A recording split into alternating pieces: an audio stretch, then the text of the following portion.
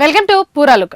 తెలంగాణ బీజేపీలో మరో అత్యంత కీలక పరిణామం చోటు చేసుకుంది. కొద్ది రోజులుగా ప్రచారంలో ఉన్న విభేదాలకు చెక్ పడుతూ ఢిల్లీలోని కేంద్ర మంత్రి బండి సంజయ్ నివాసానికి ఎంపీ ఈటెల రాజేందర్ వెళ్లారు. ఎంపీలు లక్ష్మణ్, కొండా విశ్వేశ్వరరెడ్డిలతో కలిసి బండి సంజయ్ నివాసంలో ఏర్పాటు చేసిన ప్రత్యేక లంచ్ మీటింగ్ లో ఈటెల పాల్గొన్నారు. ఈ భేటీకి సంబంధించిన ఫోటోలను బండి సంజయ్ స్వయంగా సోషల్ మీడియా ప్లాట్ఫామ్ ఎక్స్ లో షేర్ చేశారు.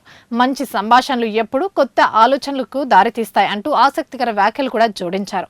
పార్టీలో కీలక నేతలైన బండి సంజయ్, ఈటెల రాజేందర్ మధ్య విభేదాలు ఉన్నాయంటూ ప్రచారం జరుగుతున్న నేపథ్యంలో ఈ సమావేశం జరగడం తెలంగాణ బీజేపీ శ్రేణుల్లో కొత్త ఉత్సాహాన్ని నింపింది. తెలంగాణలో ఎలాగైనా అధికారంలోకి రావాలనే పట్టుదలతో ఉన్న బీజేపీ జాతీయ నాయకత్వం పార్టీలోని సంస్థాగత అడ్డంకులను తొలగించడంపై ప్రధానంగా ఫోకస్ పెట్టింది.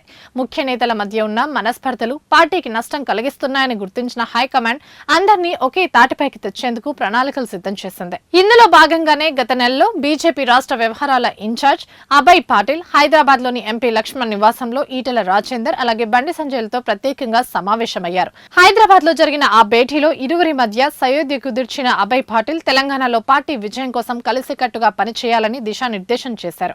ఆ సమావేశం తర్వాత ఆత్మీయ ఆలింగనం చేసుకున్న ఇద్దరు నేతలు నెల రోజులు గడవక ముందే ఇప్పుడు ఢిల్లీ వేదికగా మరోసారి భేటీ కావడం రాష్ట్ర రాజకీయాల్లో తీవ్ర ఆసక్తిని రేకెత్తిస్తోంది.